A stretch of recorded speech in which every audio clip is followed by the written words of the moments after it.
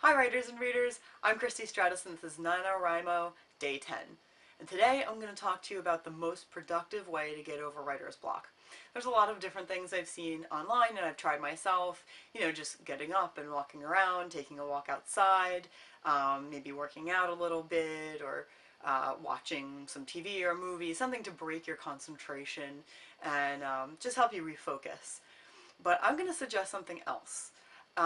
Another way to beat writer's block and still stay focused on writing and on your story is to look at, I don't know if you guys have Pinterests or anything, but to look up things that inspire you or have things that inspire you around and bring up the picture or put it in front of you and write about it. Write about it in the context of your story, or write about it in the context of like the main character and what they might think of it.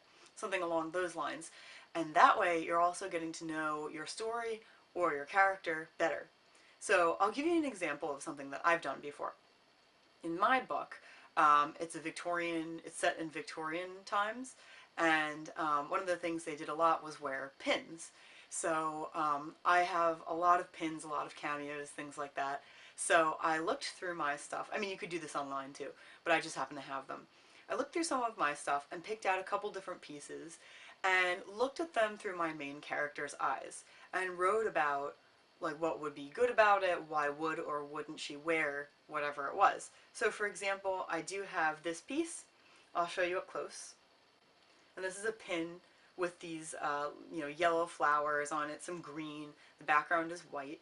And I was thinking, would she wear this piece? That was the main question that I put to myself. So I wrote about why she wouldn't wear it. And for example, she wears a lot of dark clothing. She doesn't like bright colors. It has to do with her psychology and things that have happened to her in the past, things like that. She doesn't like the brightness of the yellow specifically. She would never wear something that was yellow, whether it's jewelry or clothing. It's always dark or colorless. So this would be out of the question for her. It's too happy, too bright. Then I saw that I have this pin. This one is something she would wear because first of all, it's like a darker, sort of not quite red, but like a dusky maroon almost, and it's got these very sad flowers on them. It's carved shell, and it's just got a much darker tone in general. The flowers are very droopy, and I think that it's definitely not showy at all. I definitely think that this is something more along the lines of what she would wear against probably a black dress. It fits her personality, it suits how she thinks of herself, how she thinks of life. So I think that this would be a much more suitable piece for her.